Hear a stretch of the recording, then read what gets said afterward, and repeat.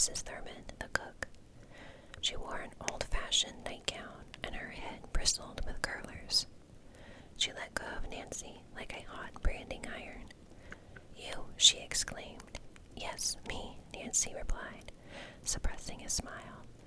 "I'm surprised as you are, Mrs. Thurman." "What's the matter?" demanded Ed Raleigh as he and his wife, wearing robes and slippers, hurried in from the living room. Then Bess and George ran in from the portico, with Alice behind them. "Nancy, you all right?" Soon, Walt Sanders, in nightclothes, rushed into the kitchen. A moment later, Tex and Bud clumped in. Nancy wondered where Dave and Shorty were. "Bud and I were on watch," said the red-haired cowboy, "and we're checking the stable when we heard the ruckus. What's up?" Mrs. Thurman told her story. She had been asleep in her room, a small extension off the kitchen, when she had been awakened by someone coming into the kitchen through the screen door. "I sleep light," she explained. "First, I was afraid to move. I listened hard, but I didn't hear anything more, so I decided to get up and take a look. Just as I stepped out of my room, what do I see but the screen door opening and a dark figure steps in. So I jumped him and hollered." Nancy smiled, "And I was him." Then she added, "There was an intruder here, Mrs. Thurman, because I saw him come in." "He must have gone into the living room then," said Mrs. Raleigh. "There's no other way out." Mrs. Thurman shook her head. "No, ma'am," she said forcefully. "That door to the living room squeaks, and I didn't hear a sound." George moved the door, and the hinges made a noise. "Then where did the intruder go?" Bess asked. Nancy's keen eyes had spotted a trap door beside the old-fashioned stove. "Perhaps down there." "If he did," Ed Raleigh said grimly, "then he's caught. That's the cellar, and this is the only way out. Dave," he ordered, looking beyond Nancy, "come with me." From behind her stepped the tall cowboy. He was fully dressed and carrying a flashlight. She turned and saw Shorty Steele standing just inside the screen door. He, too, was in working clothes. When had they arrived, and why hadn't they gone to bed after coming off patrol duty? As Ed Raleigh lifted up the trapdoor, Nancy said, "I'd like to go too, Uncle Ed."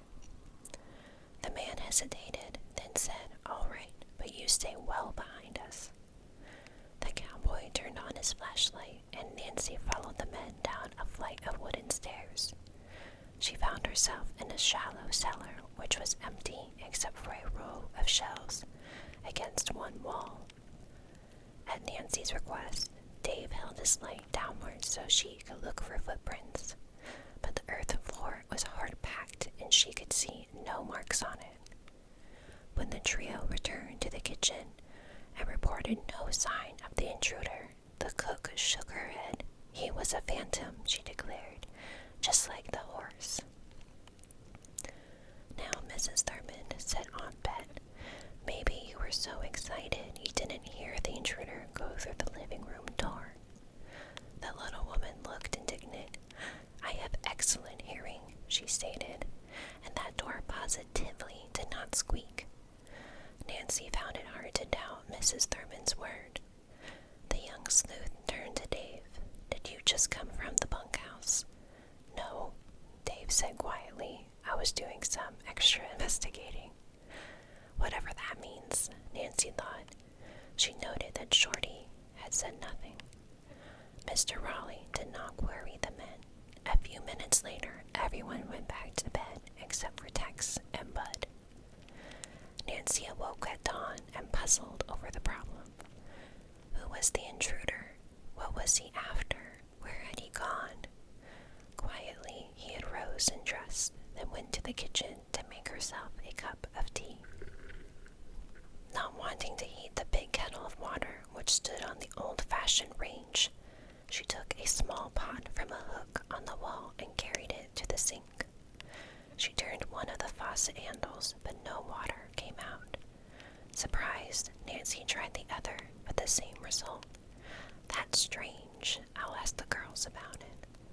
She hurried to the bedroom and woke them. Bess and George said that this had not happened before, and George went to tell her aunt and uncle.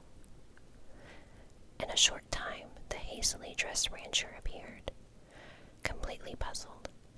He led the way past the stable and the corral to a small frame shed.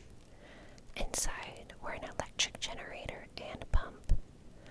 After examining the machinery, Ed Raleigh said one grim word: sabotage. He showed the girls where some of the bearings were missing.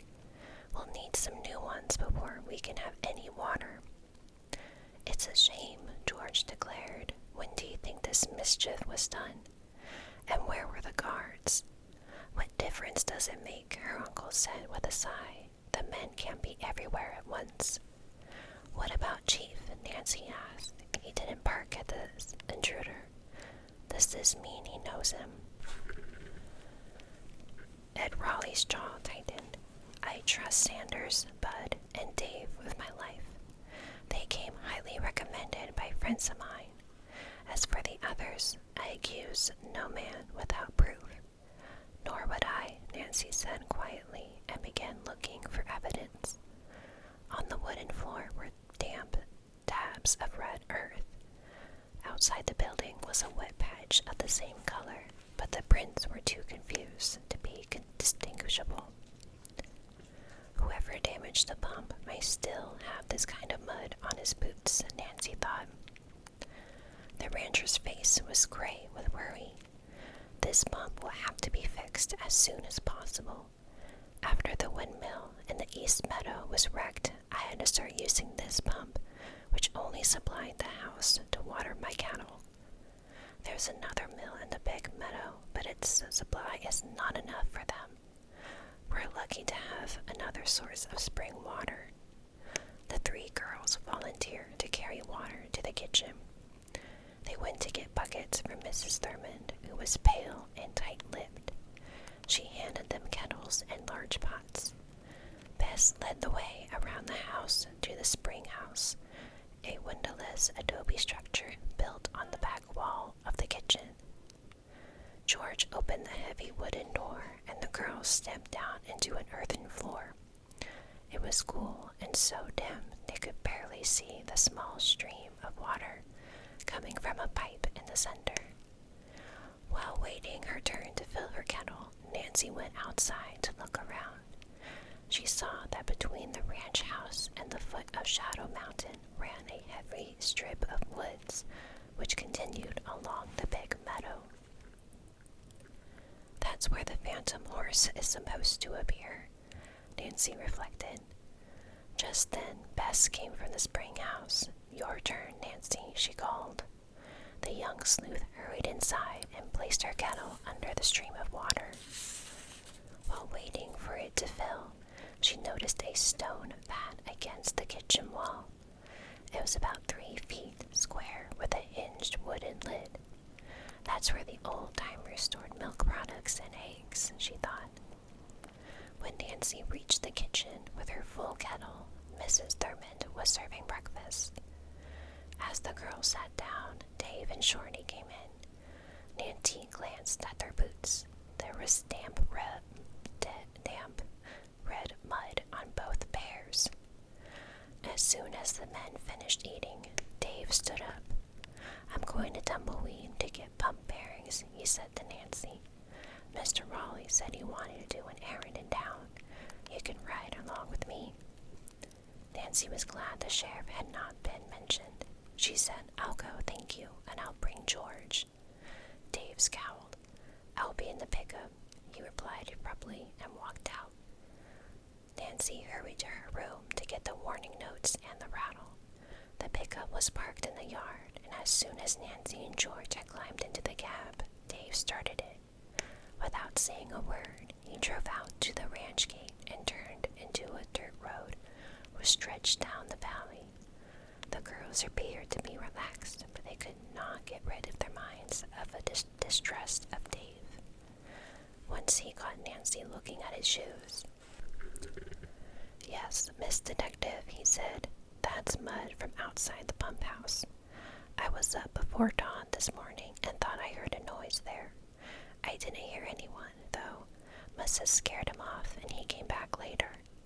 George asked why Dave was up so early, but he did not answer or speak again until they reached a small town of old-fashioned frame buildings. The cowboy packed the pickup on the main street. "I'll meet you here in half an hour," he said as he swung out of the truck. Nancy and George saw him go into the hardware store several doors away. Before them was a building with a sign, Sheriff. As the girls entered the small office, a gray-haired man swiveled around in his chair and rose to greet them. "I reckon you're Miss Drew," he said in a pleasant drawl. "I'm Sheriff Curtis." His eyes twinkled. "Ed Raleigh told me you're aiming to help him find what's causing the trouble at the ranch." George spoke up. "And Nancy will too. I sure wish you luck." After hearing Nancy's story and looking at the notes in Rattle, he said, "I'll hang on to these as evidence and phone the state and Phoenix lawmen to keep an eye out for the hombre you saw at the airport. Keep me posted," he said gravely, "and be extra careful, girls." Nancy thanked him, and the callers left. They still had 20 minutes to spare. George said she wanted to purchase a cowboy handkerchief in the general store, so Nancy strolled along, looking in shopping windows. The town seemed almost deserted, and many of the stores were not yet open. Ahead in the center of the street grew a large cottonwood tree with a wooden bench built around the trunk. Nancy walked to it and was about to sit in the shade when her eye was caught by a tall stack of Indian baskets outside the shop marked "Mary Dear Gifts." Nancy crossed over to look at them, then glanced through the window. Startled at what she saw, Nancy almost cried out. The shop was empty except for a man with a black handkerchief covering his face to his eyes. He was crouching in front of an open glass case, scooping jewelry into a paper bag. Heart pounding, Nancy looked up and down the street for help, but there was no one in sight. Boldly, she stepped to the open door of the shop. "Drop that bag," she ordered. With a startled gasp,